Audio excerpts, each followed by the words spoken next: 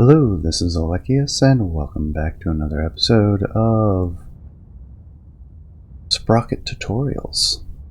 Today we're looking at our nice little 10-ton tank, just under, and I want to go over a little bit more advanced engine and transmission tuning.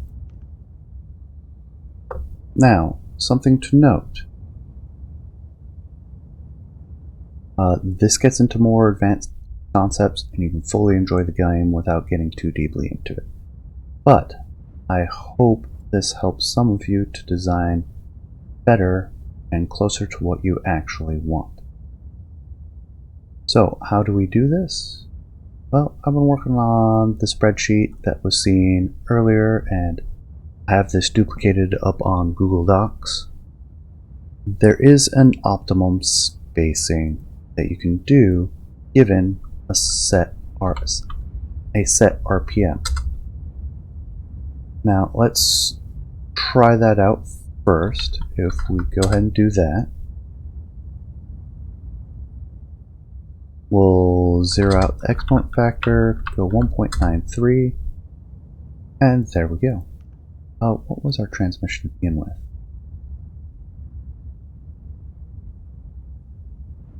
So if we go with a 1.3,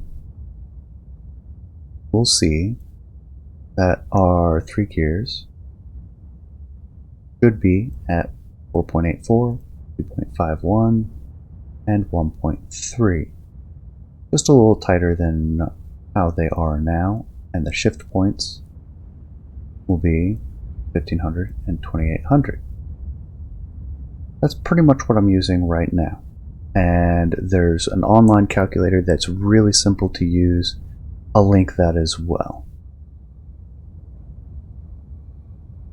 Now, to change things up slightly, I like to use this exponent factor, as that makes, well, let's add a little bit. You see all the numbers grow, except the middle gear grew just a little bit. The first gear grew a lot. I know it's backwards. That's because of how I do the exponent function.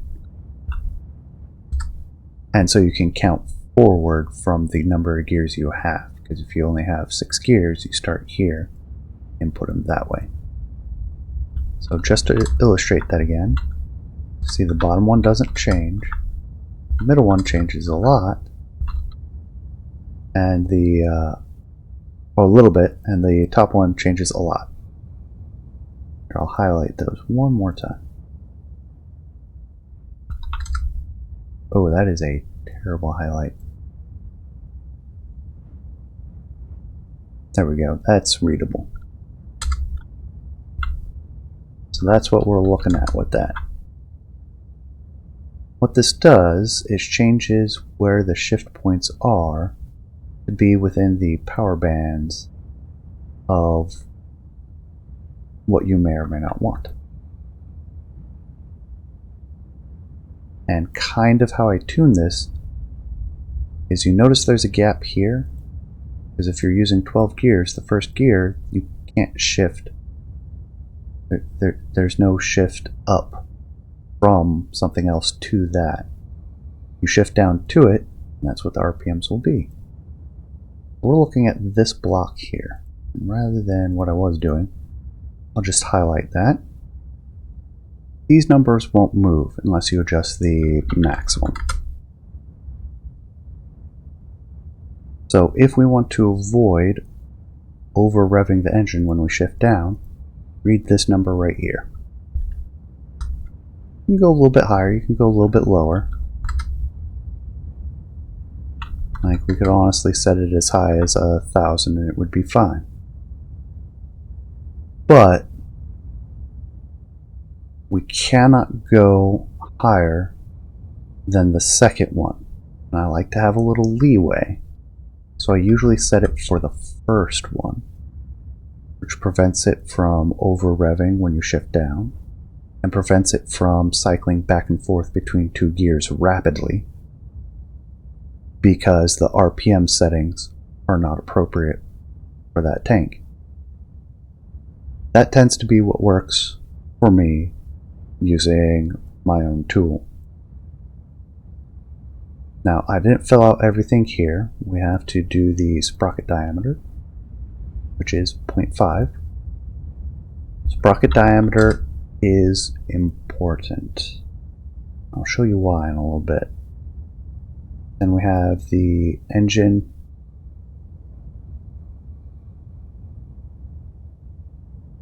The engine power at 2800, 2900. That's what it's going to max out at. 197, weight is 9.95. We get the same per tons, which I have, you can enter it in there as well. I was using that. I'm trying to lock in on something for recommended speed, max speed to target, to minimize the amount of trial and error with the final ratio. That, and I found out that the game apparently uses an 8:1 final drive, which is not editable and is already assumed inside. Those of you who know about transmissions and final drives, you know what that is. If you don't worry about it, it won't affect anything. It was just important for calculating the proper max speed, given your sprocket diameter and the ratio of your gears. So we have everything set. Let's adjust the RPM min to our 840. Now the idle settings. This is for reference. Idle settings actually has an impact on what the engine tries to achieve when sitting at rest. I like to set it higher. That will use more fuel when just sitting there. But it also has the engine already spinning at a higher rate to help you get unstuck if you get stuck somewhere. Will it help that often? Not too much. So there we go. We have an engine, we have a transmission, we have the min's max set. If we go with 8.37, oh, that's going to take up too much space. We'll do 5. And 1.5. Reasonable compromise. And there we go. See how the engine handles. Test it out briefly. Took out a Bennett. It has some zip. Isn't too fast though.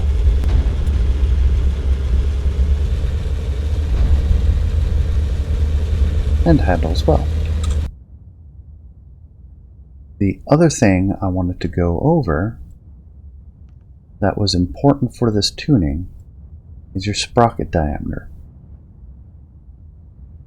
Now you notice we need an RPM max, we need a sprocket diameter, and those things together, along with the ratio, what determines the overall speed. You can see that in the equation with the sprocket diameter for the 2 pi r 1/2 r.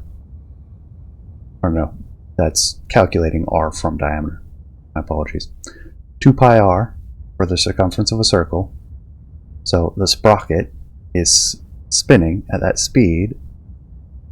And if the sprocket is spinning at that speed, the track is moving that speed. That's what speed your tank is going. We figure out that speed by taking the RPMs,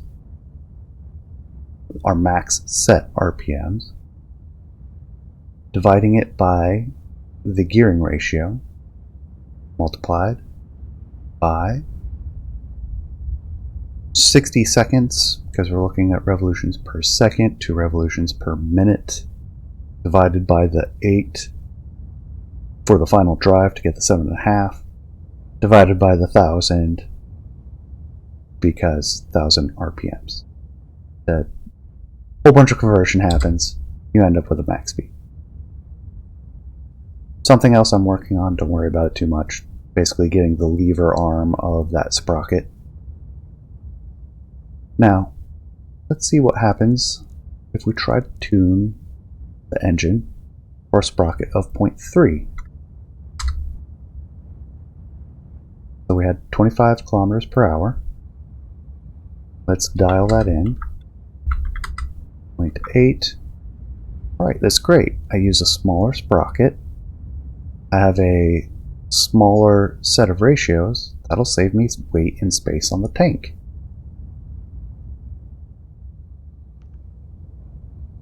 Let's go. Nothing else changed. Same engine, same minimum and maximum targets.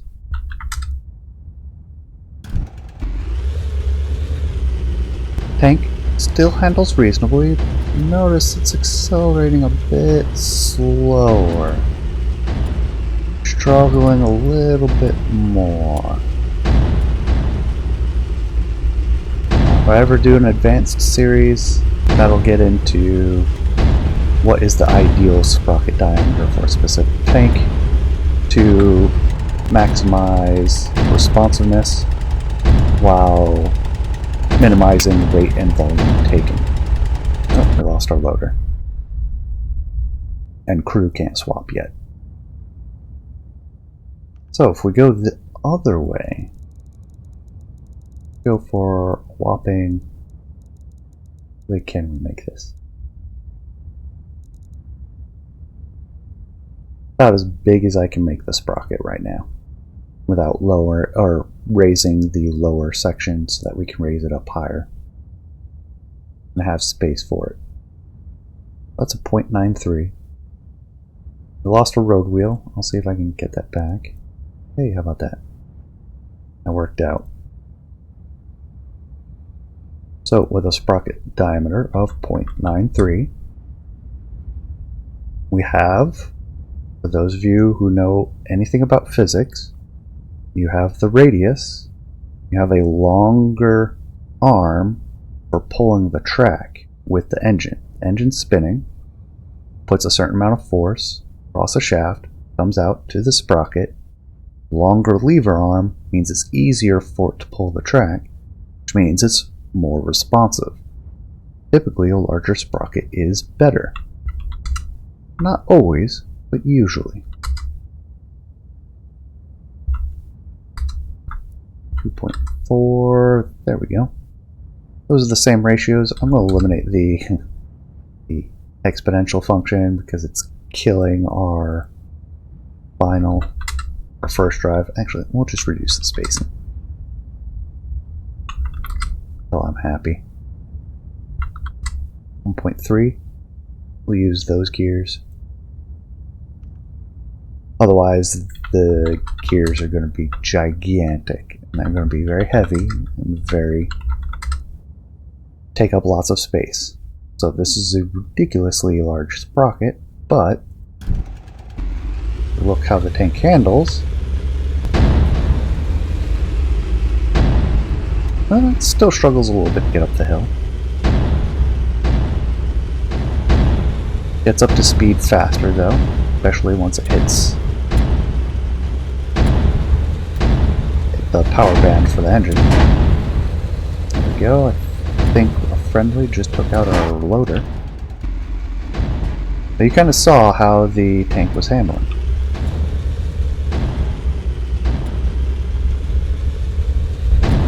Quickly cycles through and even redlines easily. So we actually need more speed. Bring it down to 2 for the final. To 5.84, 3.12, 2.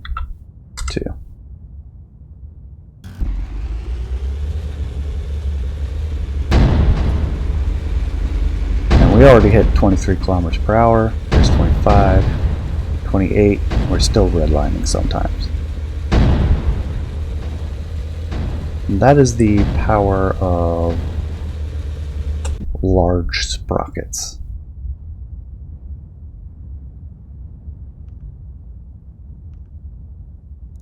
but that's a bit large of a sprocket. I think for our tutorial tank that we're working on together, I'll use a 0.7. Seems reasonable. Adjust the spacing on the road wheels, which eliminated the issue I had with the return roller that was intersecting with this last road wheel, which was annoying me some.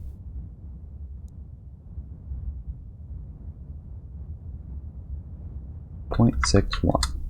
There. That's where I want it. That makes me happy. So I'm going to bring this back over. We're using a 0.7. Double check that. 0.7 sprocket. We'll adjust the final drive to be able to hit 30, I think, would be appropriate for this tank. Bring this up so the first gear is around 5. And we arrive at 5.08, 2.52, and 1.5. We'll take a final look at the tank. Handles quickly.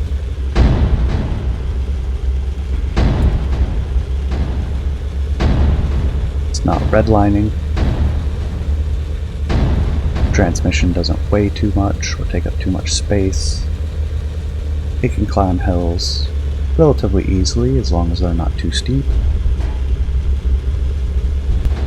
And if you've been in the sandbox and you've been trying to get up the slopes, and you've had trouble getting up a slope, or the concrete slopes that are in the sandbox, adjusting your sprocket will probably help with that.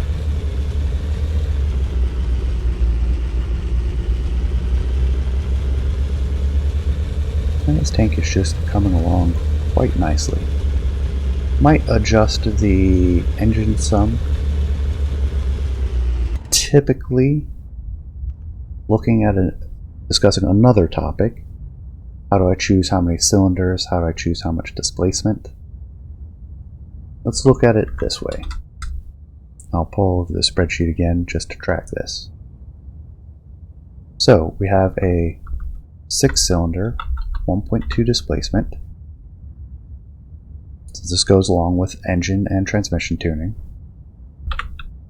Cylinders, cylinder displacement, total displacement, which will be that times that, has a torque value, 480 Newton meters. We have a max RPM, 2900. Power at that speed is 197. If we lower the displacement, we have a higher max RPM. We have a lighter engine. So we have 6, we have 1. 6-liter engine, capable of 3100 RPMs. 176 horsepower. Now, what if we compensate by having more cylinders? Think that'll give us the same displacement?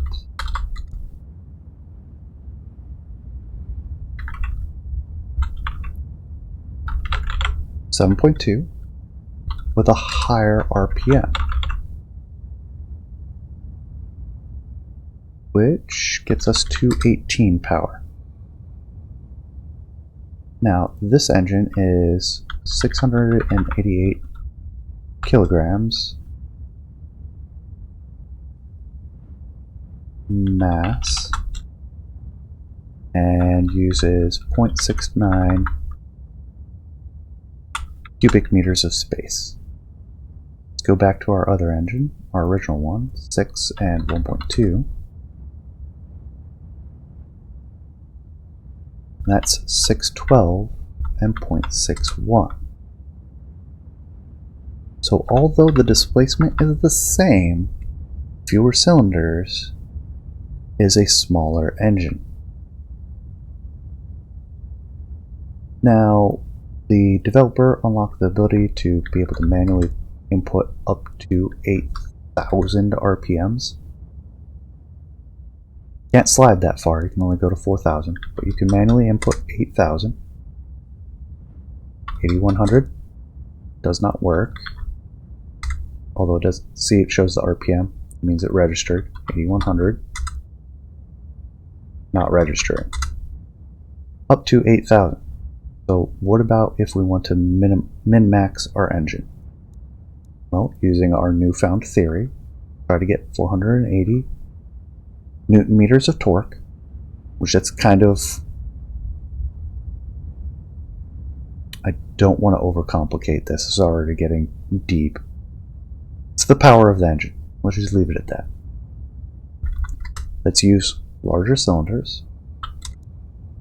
3.2, 3.4, 3.5, 3.6, 3.6. Yeah, because that would be 7.2 liters. So we have 2-cylinder, 3.6 equals the same, 2100 RPMs. What is its power at that? 143. And it weighs very little, takes up very little space.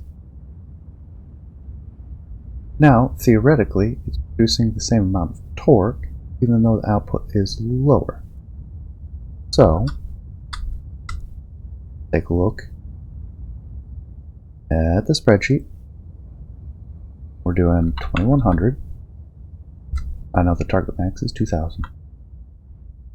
Keep the spacing, we have the same sprocket. I don't care about much of the rest.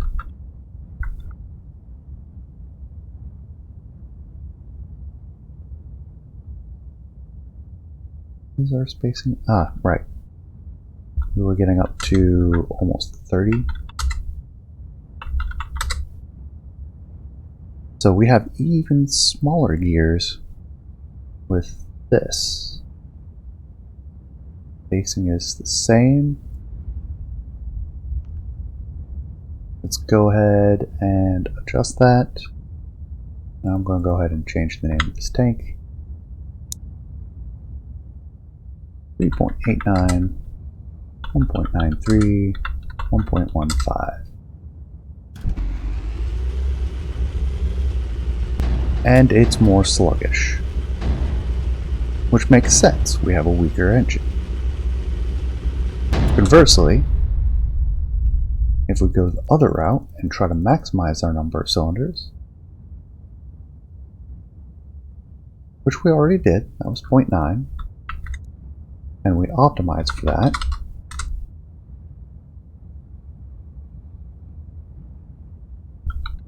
$3,200. We want to optimize for this. 6, 1.7, 1.8. That seems, well, might be a little fast. So 1.75, let's call it there. And we want a minimum RPM of 1300.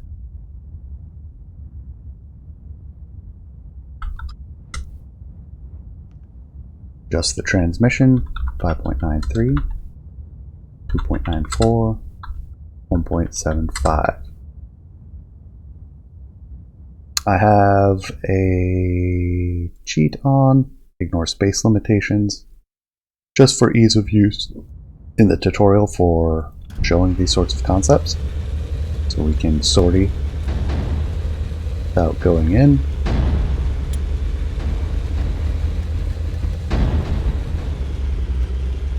And the engine seems a little more powerful. It's not a lot, but it makes a difference.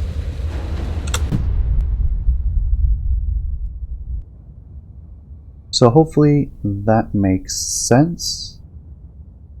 If you have any questions, please let me know. I'm curious. I want to explain these concepts. want to get into it. I'm starting to suspect the final drive ratio is different for different eras. But that's a separate issue. We're going to go back and we're going to shift this all again. 2900. I'm going to leave that. 1.6. I think we had 1.5. We'll leave it at 1.6.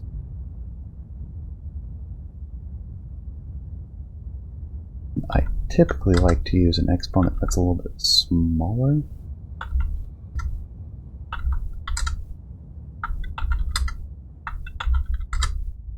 Go with something like that for our final iteration. Use 1400 for our minimum RPMs.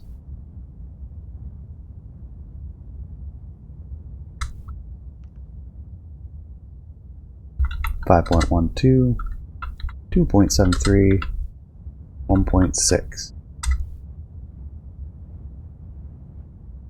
I'll use 1.6 and 5 for the rear reverse gears.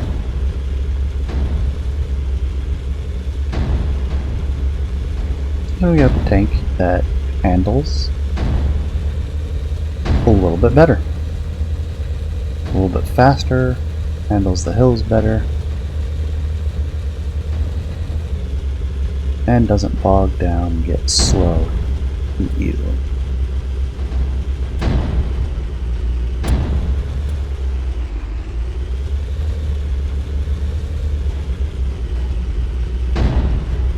Got that one. That one's still alive? I think it is. This one's still alive.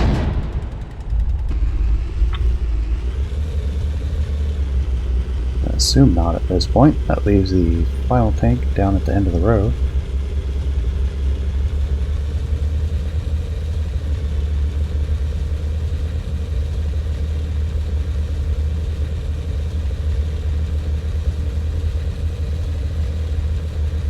And we are redlining just a little bit.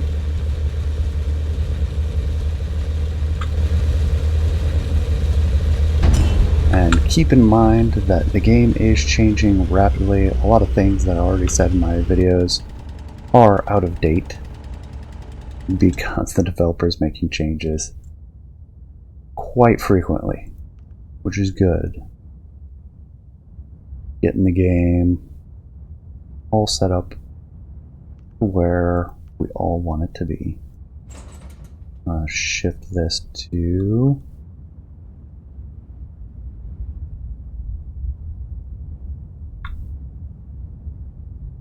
can't quite fit that one, so we'll do one of the maybe right on the back that fits.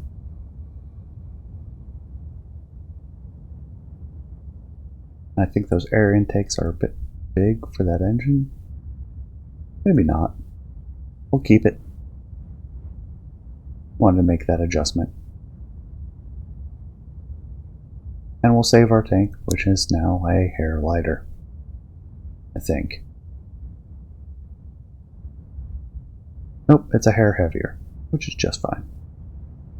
With that, thank you for staying to the end. Hope you enjoyed. Please leave a comment. Let me know what you think. And I will see you all next time. Take care, everyone.